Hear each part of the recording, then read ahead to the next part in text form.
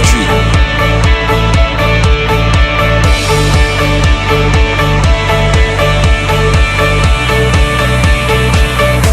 Channel 114.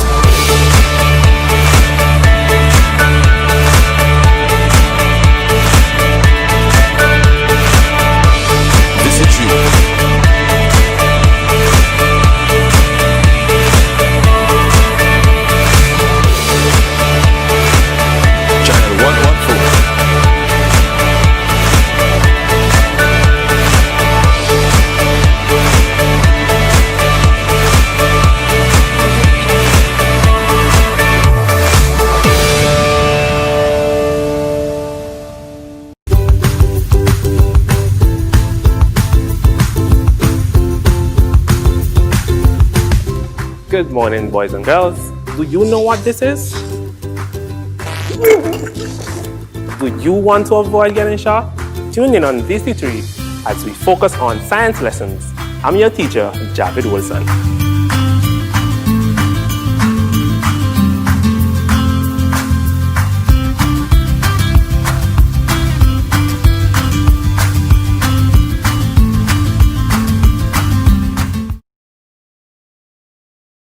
On Friday, June 19th, there'll be thousands of dollars to be won. A lotto jackpot of $61,000. A new home, car, or that college education. Lotto, you have to be in it to win it. Next lotto jackpot, $61,000.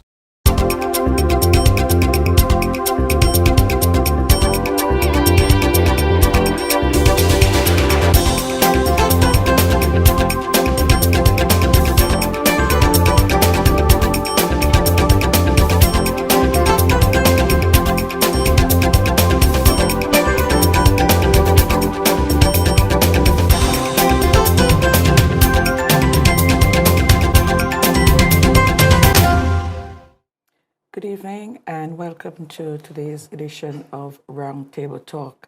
Today we are talking about Promoting Youth Microenterprise Pryme program.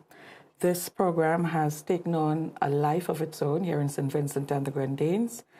And to talk the talk, we have the chairperson of the steering committee of Pryme, Mr. Anthony REGISFORD, and a committee member in LENNOX BOWMAN.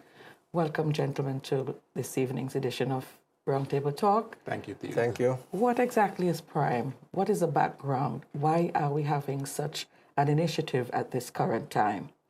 Well, you said the acronym Pryme, promoting youth microenterprise, and essentially that is what the program is all about. As we go on, we would discuss an extension to Pryme, which is Pryme Plus, but the main focus, the main purpose of Pryme is to assist young people, and by young, we're talking about ages 18 to 40, in floating and implementing business ideas that they have but are unable to finance, and are also unable to take that to a commercial lending institution because they lack the security that is normally asked for, and to get that idea going into an actual business. That is what that's what it is in a nutshell. It's microfinancing, and at the upper end of the scale, it's not so micro. It moves between $5,000 and $40,000 in terms of the financing that's available. So a young person who has an idea that basically all it takes is $3,000, $4,000 to get a piece of equipment, some ancillary aspect of their business, to launch it, that is what Pryme is all about. It's a grant program. So the intention here is not to saddle the person with debt. Very often, you have a small business idea, but if you go and borrow money, the repayments can stifle and still, make your business stillborn. So at the micro level, these are the issues. So that's what Pryme is all about, in a nutshell. Is this one of the responses, or one of the many responses to the present COVID-19 challenges? Well, it didn't start that way. It evolved into a economic stimulus as well as the original intention. Because when Pryme was launched, I think it's fair to say that the COVID epidemic, or pandemic as it is, was really not entrenched.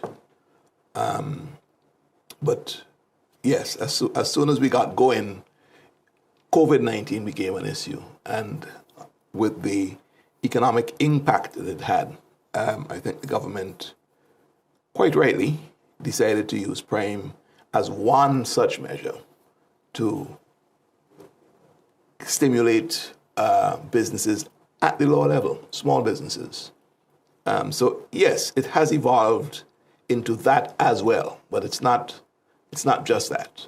Because many persons would have lost their jobs and are not economically involved at the moment. So Yeah. I'm pretty But what sure. it is not, it's not a bailout. We have to make that distinction.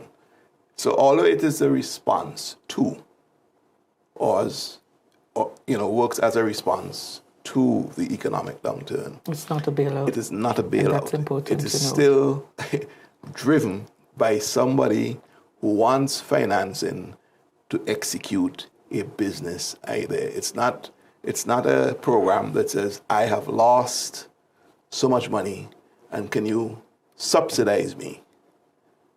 That's not what Pryme is. Yeah, it's fostering and advancing entrepreneurship, because in St. Vincent and the Grenadines there are so many young people in particular with brilliant ideas, but finding accessing funding for these great ideas that they have is difficult at best and impossible at worst. So what grant funding does, and the Pryme program does, it provides grant funding which unlocks the creativity in the young people who really want to venture into entrepreneurship. So without grant funding, you may still be able to get some of your business ideas out there. But again, you have the noose around your neck of being able to pay back a loan and facing the bank and so on. With grant funding, it really gives you that space to move. And in some of the cases, not all businesses will go on to be sustainable businesses, but even if you fail at a business under the Pryme program, you should at least be left with the experience to tackle the next business without having a big loan to pay. So in that and a context, millstone around your neck. absolutely. Yeah. So in that context, the Pryme program is absolutely essential for supporting and enhancing entrepreneurship in St. Vincent and Grenadines. And to follow on from what LENNOX said, so what he's saying, really, I would summarize as saying that Pryme, the other purpose is to foster a spirit of entrepreneurship. Let people feel that they can bring their ideas to the table. They can become businessmen and women.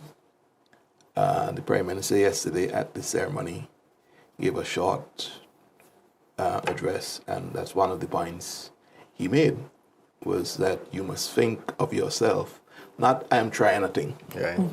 I am a business person. And so you take yourself seriously and adopt the business discipline that is required. However small your idea is, the discipline that is required for your business to be successful is the same as if it's a big business. It doesn't change. And already someone is asking, does it mean that the monies must be repaid?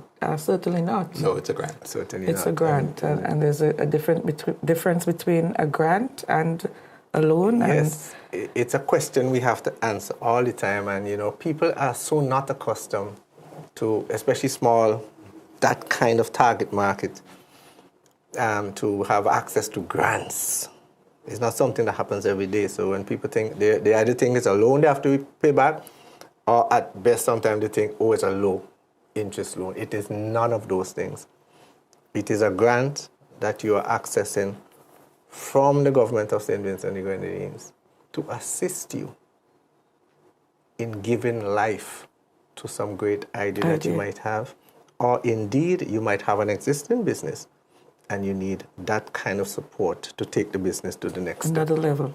So it is really a big investment in young people, to be honest. It is having a tremendous amount of faith that young people will respond in that sort of responsible manner. You know, one must not take it as free money. So, okay, I am coming with a half-baked idea. That's what the steering committee is there for anyway. So we'll flush those out. You know, you can, at the evaluation phase of the applications, you can see, based on what the pitch is, you can see, you know, some of the half-baked stuff and some of the serious-minded stuff. And I guess I'm saying that now to say to the people who have not yet applied that give your application some thought. It's not a money grab that we're running, okay? Give your application some thought. Ensure that you are serious about what you want to do, okay? And that is the recipe for success in terms of getting the grant. Certainly is one of the recipes anyway for getting the grant. So it's not a money grab. That's the other point. One of the exciting issues in small business is that, you know, you can teach somebody a skill. You can teach them the business acumen, how you run a business. But what you can't teach them is to be creative about the business they want to get into. Now, that's interesting because there are so many people of all walks of life. They come up with some brilliant ideas, but they don't necessarily have the wherewithal to move forward. And Pryme gives that initial assistance to move forward, and I believe Pryme also has a support mechanism with technical assistance and so on, which we're hoping that, you know, we'll be able to follow. And that's one of the things we want to talk about. I mean, you get the money and it doesn't just end there. Correct. There's follow-up, and somebody wants to know when, I guess, is someone or when a person's going to be called in for the Pryme grant who applied for about a month now. I don't know if you all want to take that before we go into the first break. It's easy to deal with. The fact that the program is heavily subscribed. So each application is reviewed with the same level of focus and scrutiny and so on. So it's a time consuming process. I think people prefer to know that we're taking the requisite time to review their application, because that means that you're getting a fair assessment. We have 1,509 applicants as of Friday gone. 1,500. Imagine 1,509 applicants arriving at Mr. Bowman's GECU in a 2-month period of time. And I'm going to ask Mr. Bowman, how long will it take him to process those? And that's what they do full time. Yes. Okay, so I think people have to be patient, trust the process. Okay, it's a long list. I think we've done tremendously well so far to turn out, 160 or so approved, and we're doubling up our resources to speed up the process. We've put the application online, which will help at the front end processing. So that's an improvement that we've made, and I want to make the appeal now for people who have not yet applied to go online at pryme.vc and look for the application there. So there are some kinks that we're taking out to speed up the process, but to answer that question, that was just posed, your application will be reviewed. Okay, when we come back, we will look at the process itself, and we'll also look at the status of the program in terms of actual figures and actual ideas and projects that have already been approved. Back in just a moment.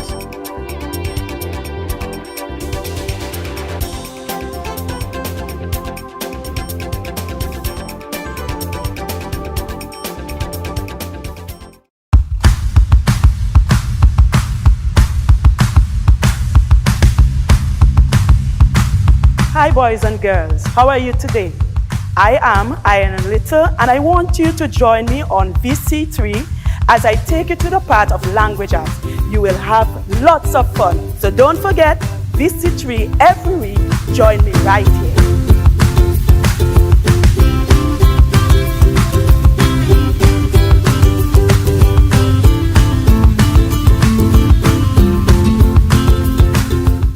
Channel 114.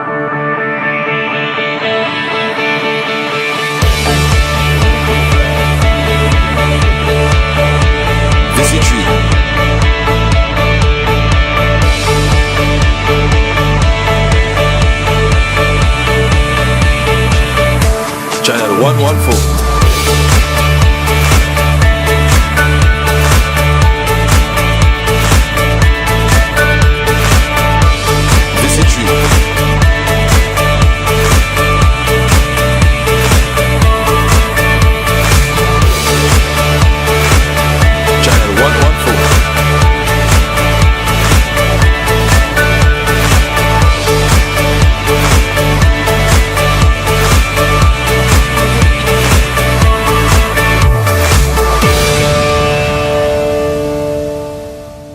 On Friday, June 19th, there'll be thousands of dollars to be won. A lotto jackpot of $61,000. A new home, car, or that college education. Lotto, you have to be in it to win it. Next lotto jackpot, $61,000.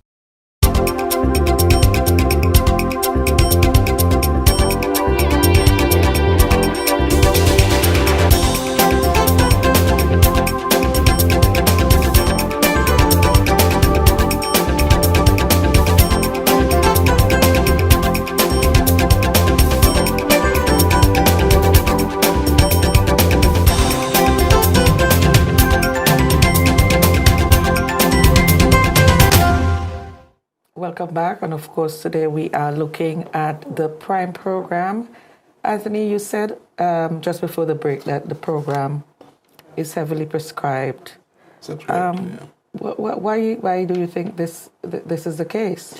Well, I think from the first batch that was announced, people actually got the message, yes, people are being successful. I think that's one of the major drivers, because we saw the number of applications ramping up significantly after that. I mean, it was just an exponential leap, So people are saying, yes, this program is for real, because first 80 people were announced, and now the second batch, I think the interest is even ramping up more. I'm getting more phone calls, more WhatsApp messages, more inbox messages, just from yesterday's ceremony. Okay. So the interest has peaked because people are seeing success. Exactly. Grantees, So that's what's causing it. And we're throwing resources behind it in terms of processing. I want to assure people of that. But still, let's just be realistic. There are lots of things that it's necessary to check out on most of the applications. People apply, for example, to get into some livestock rearing and do pigs or what have you. They have a pen. We have to send field officers to visit the site. So there's a process. Let's talk about the process. Yeah, there's a process of which LENNOX is probably going to be best able to expound that, let's because talk about the process. That's his area of expertise. That's his daytime job. Well, you see, the process is that after let me take the process from when we Receive the receive application. the applications, right? And as Tonya said before, we have even tried to make that process a lot easier now by the online vc.pryme or pryme.vc. Yeah. So we received the applications, and to be quite honest, we never knew we were going to have the response that we got. I guess the success of the first batch, the fact that people saying, yeah, this thing is real. A lot of people thought first it was a loan and the understanding more how it works and the grant funding. So we received applications.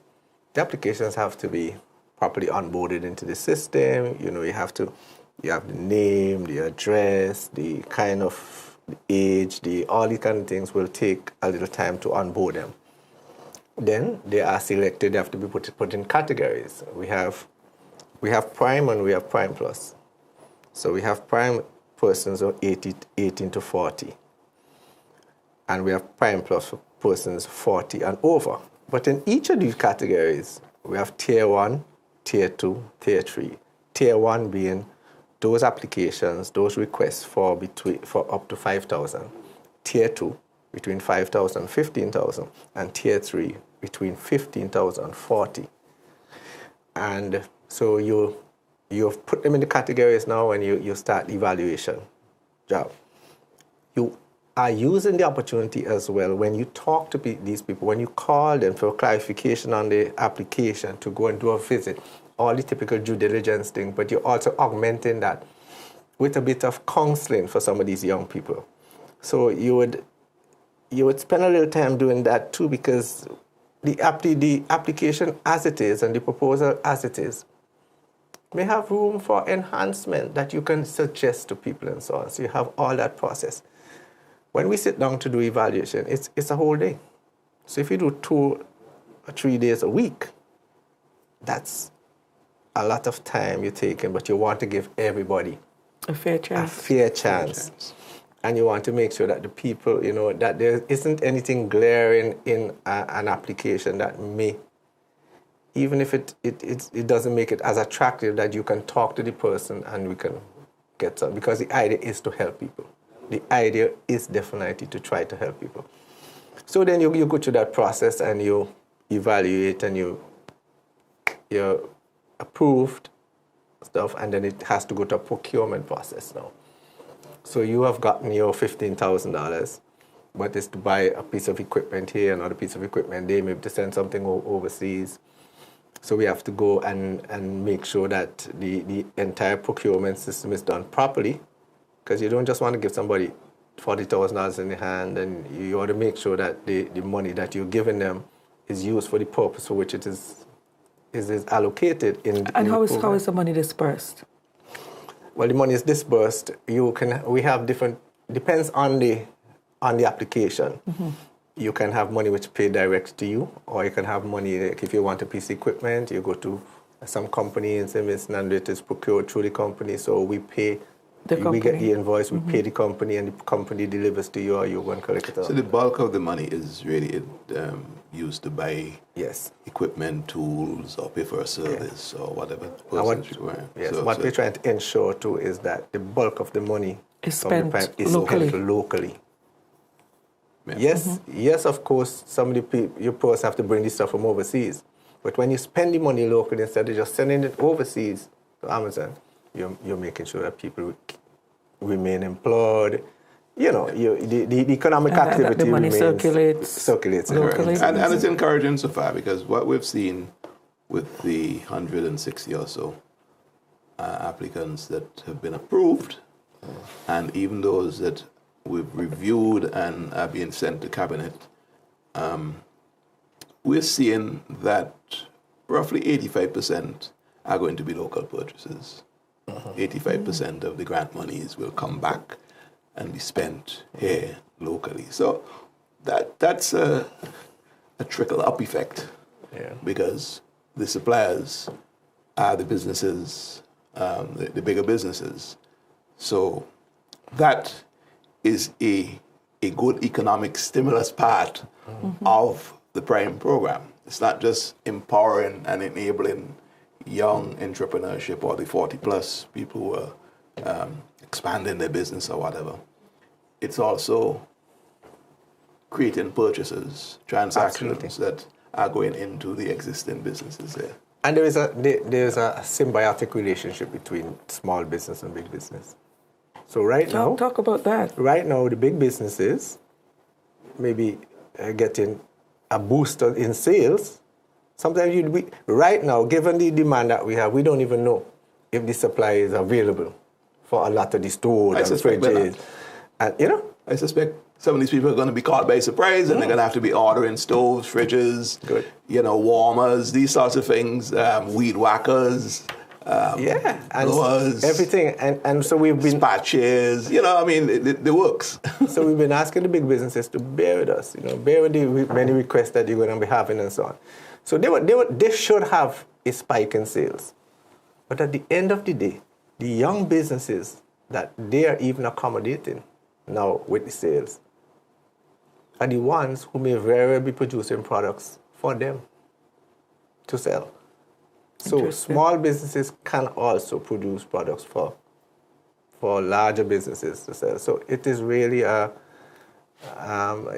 is your dream way of having economic growth. Okay, so tell me, I'm 19 years old and I want to access a small loan to start I don't know anything, a small grant, important, a grant. I don't know anything about business.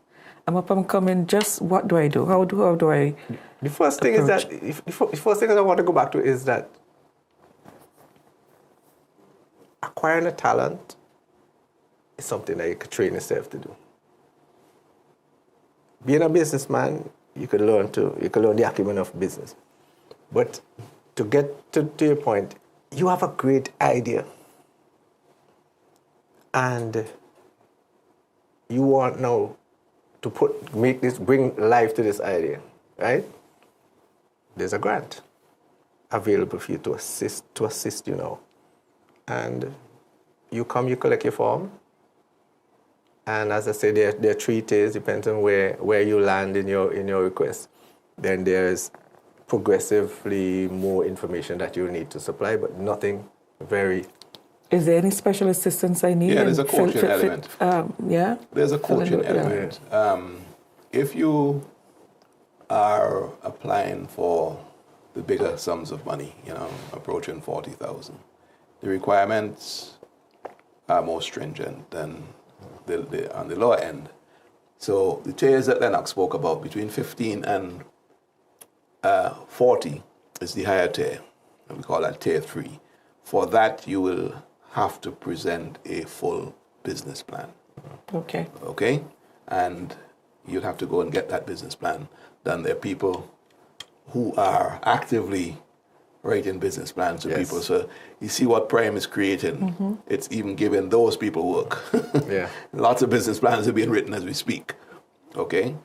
And then between 5 and 15,000, you don't need something as elaborate as a business plan, but a business proposal, which would capture more than just a paragraph of what your business idea is all about. And you would present some, figures. But they don't have to be as detailed. You don't have to do projections and scenario analysis and that sort of thing as you do in a business plan.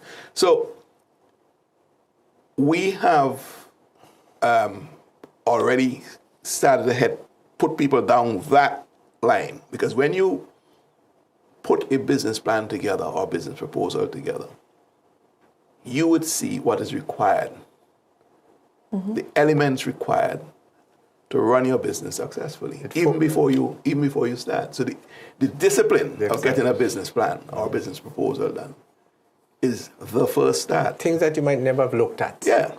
You're now looking at it because, I didn't even realize You're looking at competition. You're looking at your cost elements. You're looking at, the business plan will tell you if this thing is viable or not. Yeah. Okay? What is you may start a new idea, but how easy it is for others to enter that space. So you may not have competition now, but you start there, then people say, I could do that too. And suddenly, there are 40 other people doing it. And then, where you didn't think you would have competition, you have competition. So you've got to plan for all of that. You've got to see how you can make yourself competitive. But the coaching element I was really going to tell you about, we had intended to have upfront grantees before receiving the money, technical assistance from CD in terms of basics, running a business, etc. Honestly, we're overwhelmed with the response. That's number one. But the main thing is, because of COVID-19, we cannot run business seminars because of the social distancing requirements. So we simply cannot do it. We can't put 40 people in a room, 60 people in a room. Okay? So there's a big demand, but the physical space we have to take into consideration. So what we're going to do, we're capturing everybody on a database, and we know who you are, and we're going to be reaching out to do exactly what we said we were going to do up front. Okay, probably talk more about that when we come back for our third segment, back in just a moment. Another quick 15 minutes, eh? Serious?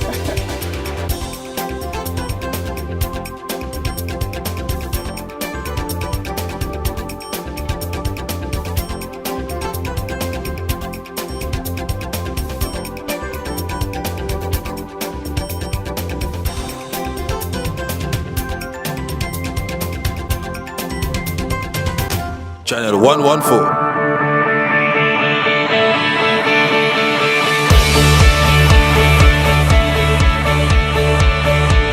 VC3.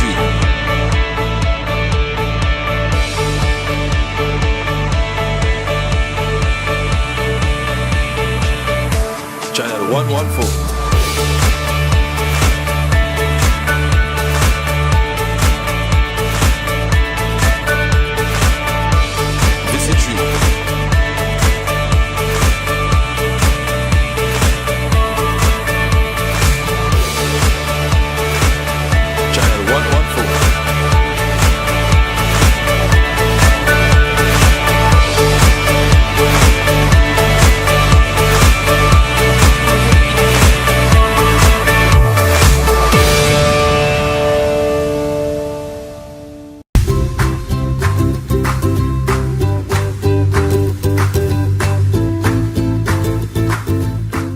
Good day, everyone. I am Nicole Paris, your math teacher. I'm inviting you to tune into VC3 Weekly. Let's make maths fun.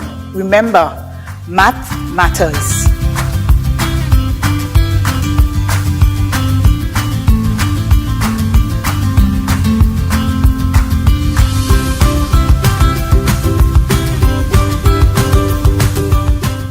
On Friday, June 19th, there'll be thousands of dollars to be won. A lotto jackpot of $61,000. A new home, car, or that college education. Lotto, you have to be in it to win it. Next lotto jackpot, $61,000.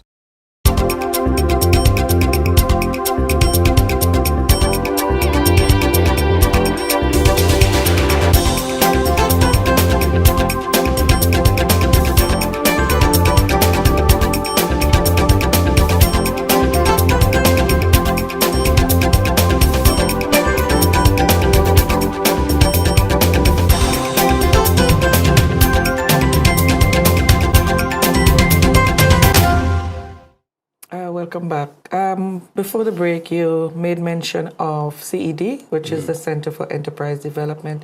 What role is this entity playing in the scheme of things?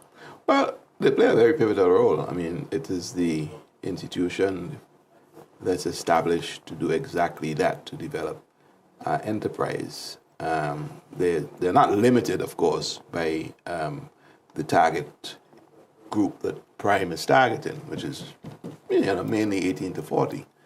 But you have an entity like CD that does fair amount of training. That's essentially training in business disciplines. That is a critical role. CD is, and the database that we get from Pryme is going to be absolutely useful for them because we will know.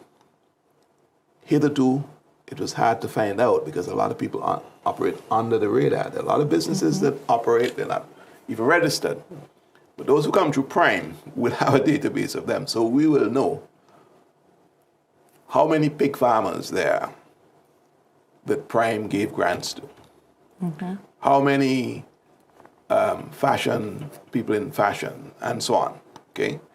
So you can now target them with specific training that you have to offer that benefits that particular sector. Okay? CD has connections with external agencies like Compete Caribbean Development Agency.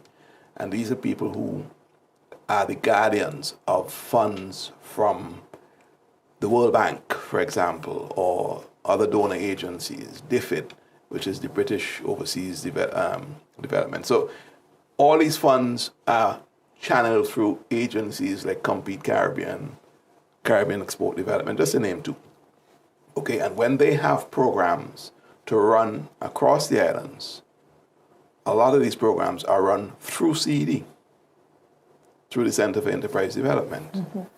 And therefore, a particular program may have specific interests for a particular sector. And CD now knowing, hey, Pryme, we have 40 people, at least 40 people that we know of from the Pryme program that are in the business of pig rearing or poultry or you name one of the other things.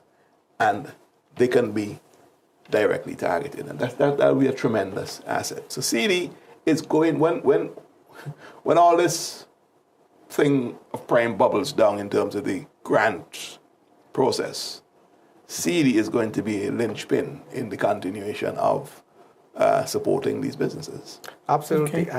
CD has a critical role to play in the sustainability of these businesses. We would dearly love that every grantee goes on to have a business that is sustainable in the long term. We know that may not happen, but the importance of sustainable small businesses is that it helps us to address the issue of import substitution. People think that our balance of payment bill, our export bill is much too heavy because there are so many things which we can produce locally that we're not producing locally.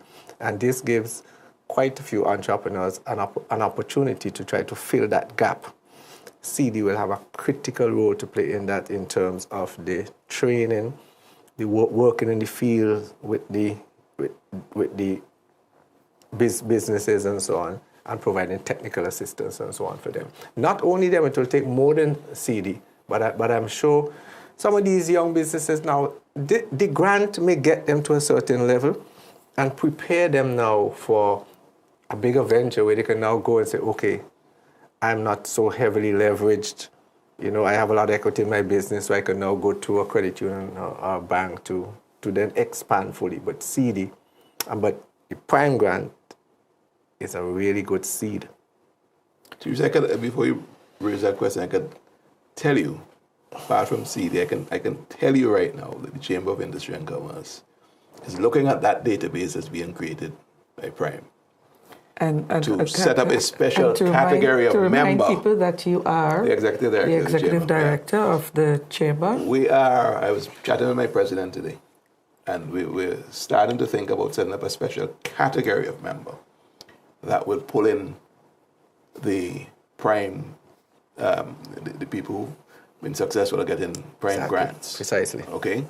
Because the chamber also does not as much training per se as CD, but there's a role that we play in networking, putting people together, in advocacy to ensure that whatever government's policies are and whatever legislative framework they set up to govern the business environment, to make sure that all these sectors, the interest is taken into consideration. And that the government comes to the chamber for that. A lot of people don't know that.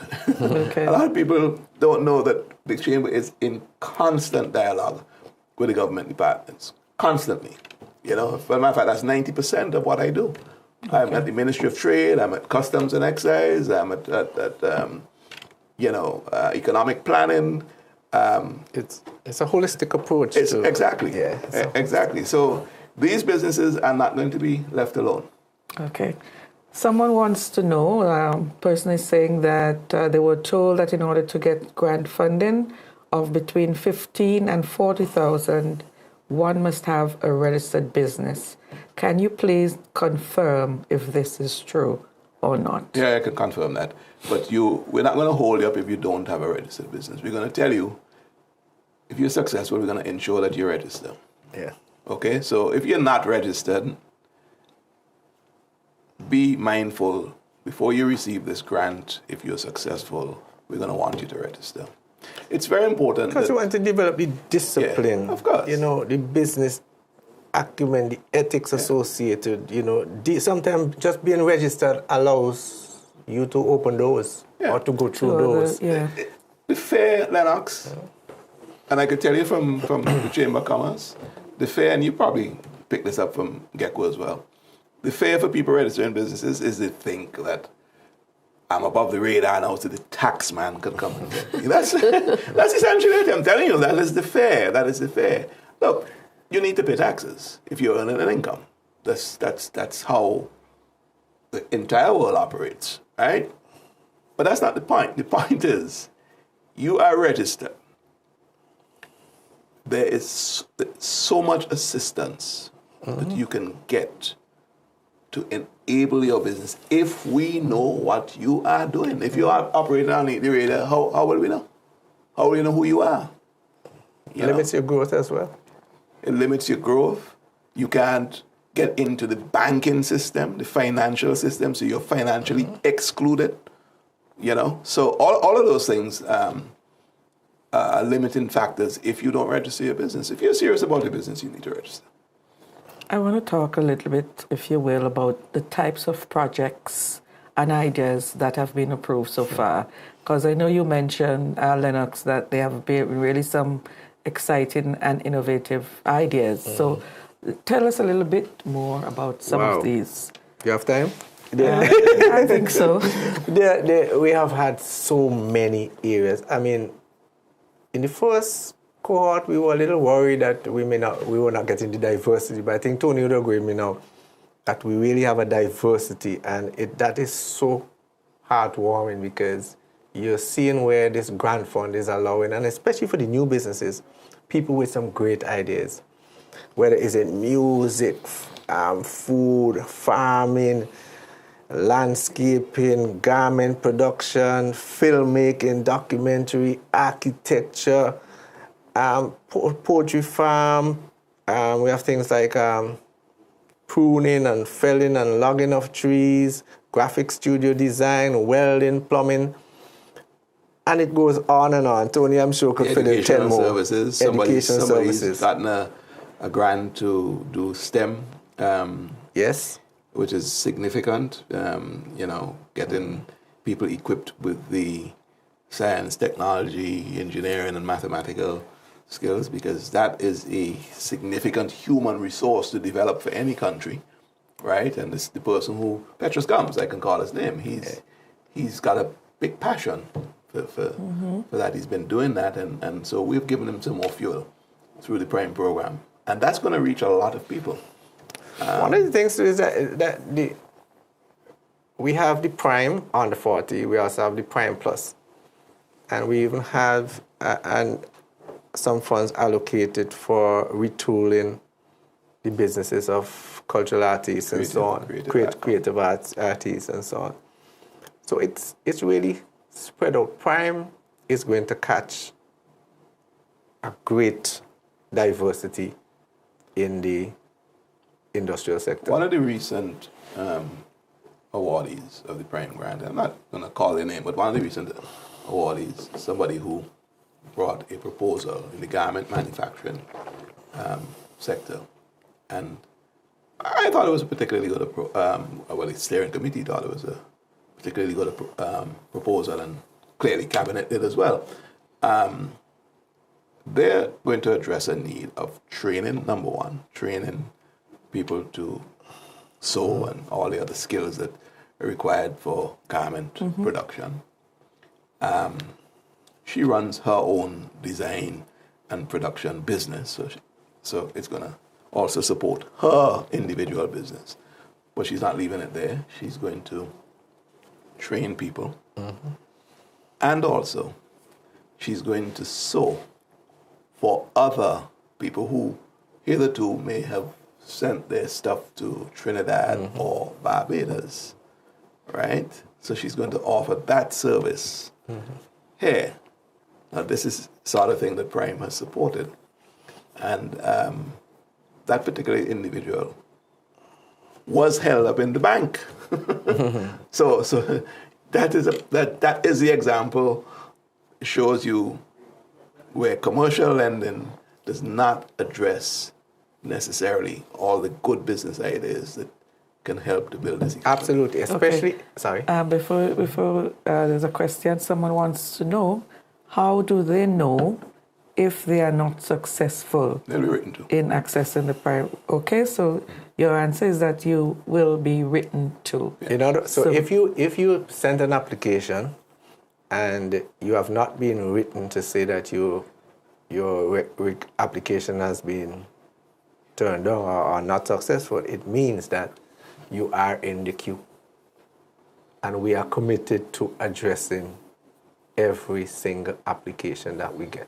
Everybody's considered. And someone wants to know, are you eligible for the Pryme grant if you don't have an NIS number? No, you need to get an NIS number. You need So to get you an must NIS have an number. NIS number. There's so much I can say about that. As chairman of NIS, there's so much I can say about that, but you just need to get an NIS number. So It's for your own good, actually. please get your NIS number if you want to be considered. I mean, I want to repeat what, again, the Prime Minister's short address, what he was telling the awardees and those prospective applicants. Look at yourself as a serious business person. If you're a serious business person, you will get an NIS number. That goes without saying. You're not just trying a little thing. You are a business person. You know? That's true. I mean, that point was very well made, and something that we at the steering committee, if we have to encourage people, we encourage them about that. I mean, the context now is that we're pushing down the doors of 300 businesses in St. Vincent because of the COVID. So contextually, because of the COVID, have either closed the doors or seriously reduced their capacity. Now, that in itself is a challenge.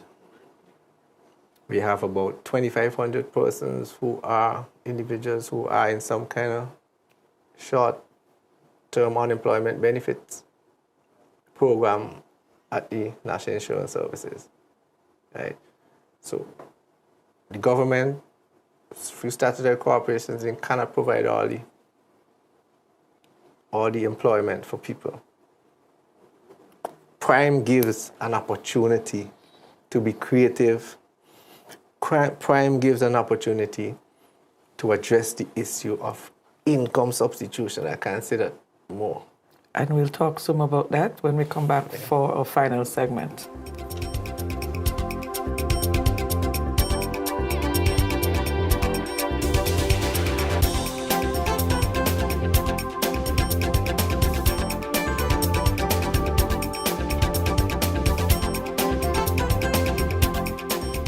On Friday, June 19th, there'll be thousands of dollars to be won. A lotto jackpot of $61,000. A new home, car, or that college education.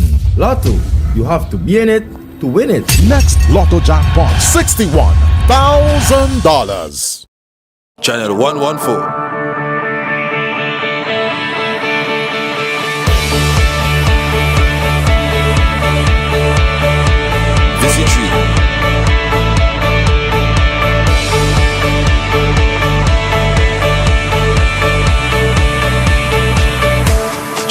114.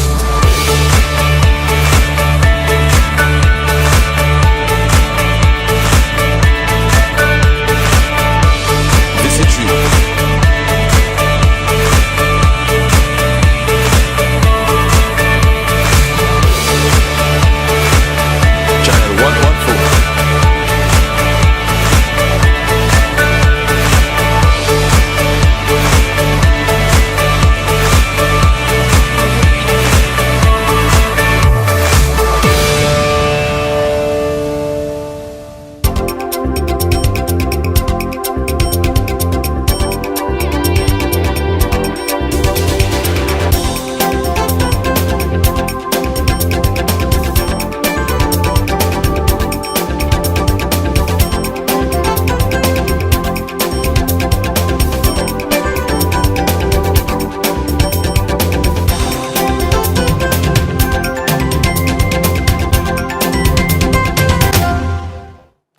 Welcome back, and of course we are talking about the Pryme program, and we have as our guest the chairperson of the Pryme Steering Committee, Anthony REGISFORD, and also a committee member of that committee in Mr. LENNOX BOWMAN.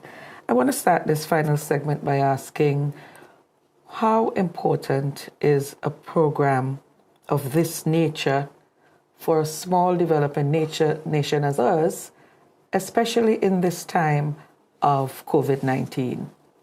Well, look at it as a building block. Okay, so you've got an economy which is domestic, which is St. Vincent, and you've got the spirit of the revised Treaty of Chaguaramas, which sets out for the regional economy, CSME.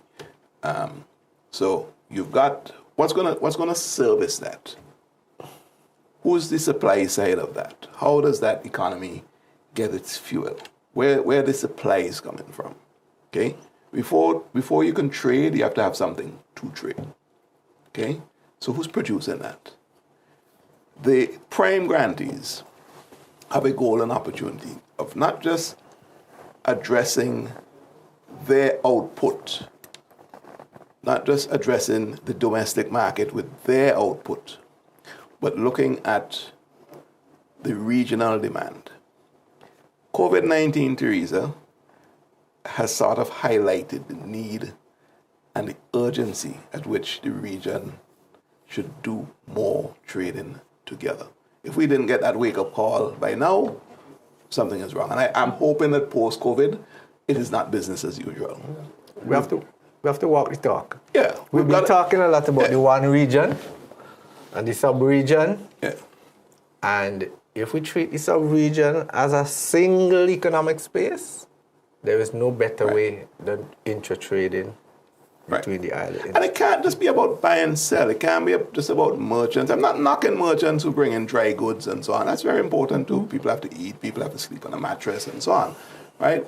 We're not talking about that. We're talking about services, and we're talking about livestock, poultry, fruits, vegetables, garments, all these sorts of things. We are not going to be producing cars necessarily because we don't have steel. We don't, so we use our resources and we supply if we can't address the international market because of all these barriers, non-tariff barriers and so on. It's very complex to enter those markets.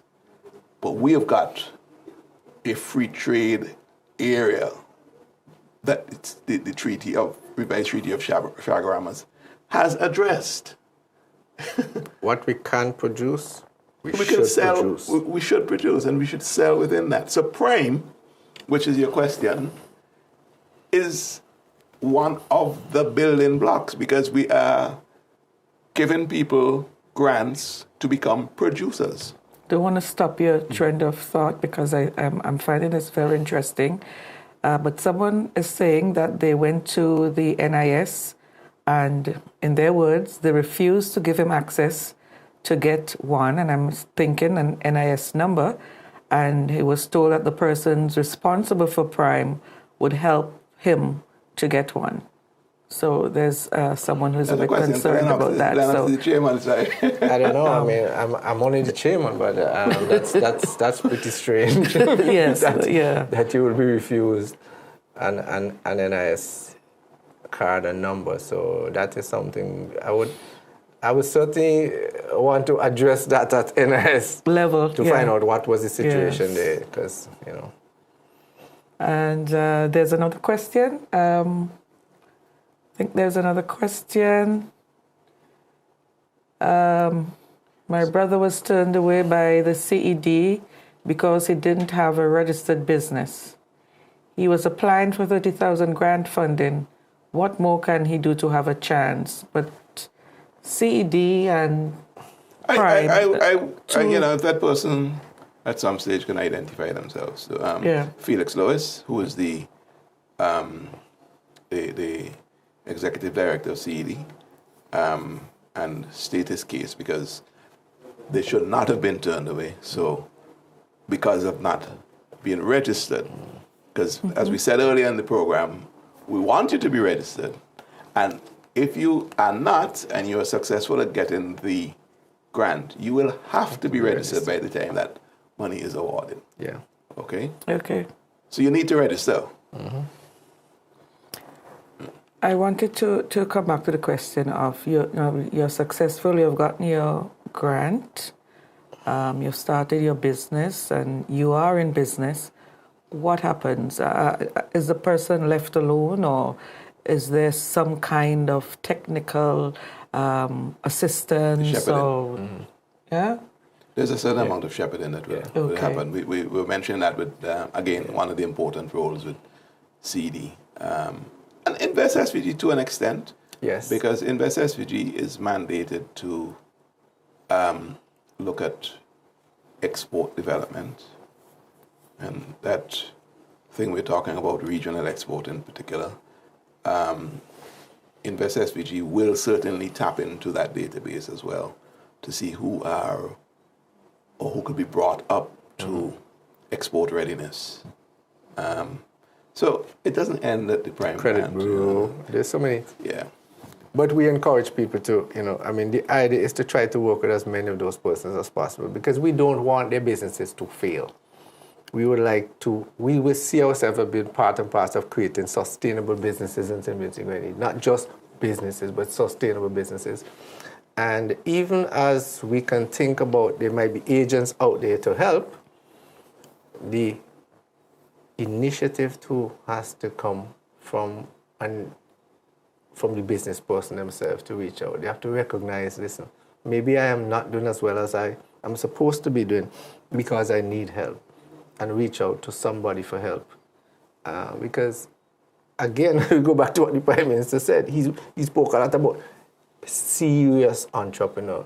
We want these people to see themselves as business people, as entrepreneurs, not just trying a thing. There's something I want to mention, Teresa, before you run out of time in this segment here, in terms of you're talking about people being left alone, and no, so we answered that question. But I guess the bigger question is what sort of ecosystem you're providing to businesses, period, not just these entrepreneurs, but to the whole. And this is where people like Chamber of Commerce come in, and honestly, as if I'm plugging for the chamber, but I am. No, but that's okay. You guys are representing various entities. This is where institutions like the Chamber of Commerce come in, CD, of course, Invest SVG. But there's one significant game changer I feel that is about to happen. It's a product that LENNOX is familiar with it, I think. The East Caribbean Central Bank is going to offer. It's the DXC, the digital currency, and they're going to have a digital platform through which digital transactions can be done. Now, that is such a game changer for small businesses in particular who want to sell and make their services available online. Online transactions cannot happen because you can't pass cash through the computer. You've got to pass digital virtual currency. And there have been lots of bottlenecks and stumbling blocks in getting that done, at least not credit card charges and transaction costs. The East Caribbean Central Bank's product will address that in a significant way. And that's going to be soon. They're going to be piloting this thing, I think, next month. Okay? Great. And so all these Pryme grantees have that to look forward to. That platform is going to be an enabler for digital transactions, and you don't even have to have a bank account Great. to be financially included. You can have a digital wallet, which is the equivalent of an account that the ECCB will be offering. And that's a good note on which to end. Your comments as we go, and before, someone wanted to know at what age you qualify for an NIS number. Is there a particular age that one qualifies for an NIS number? Not to show the age, but Maybe 18. Yeah. I'm not sure, but I think you'll have to be an adult, right? Yes. But just to wrap up, I mean, the Pryme program is really a program where the funders, government, is placing a lot of confidence in small business. It is part of what is described as the inclusive trust of the economic resurgence, especially in the context of the pandemic that we are now. So it is supposed to at least try to help to drive the recovery as it is. It's a program which is funded by the government, or funded by Pryme, but fueled by, really driven by the entrepreneurs themselves. And I want to do what everybody has been doing, encouraging these people to take these grants and put them to serious work, have a serious outlook on business, seek help. Sometimes help may not be rushing to you, but as a business person, you got to go out and look for help, talk to people, get mentorship from people and so on, and try to make sure that the opportunity they get now, they can put it to work and that they can be successful in whatever they do. I back our people 100%. Thank you. That's a perfect note on which to end. Thank you very much, Mr. Chairman, Anthony REGISFORD, and Mr. LENNOX BOWMAN. Thank you for joining us this evening. We'll see you again next week. Thank you and good evening.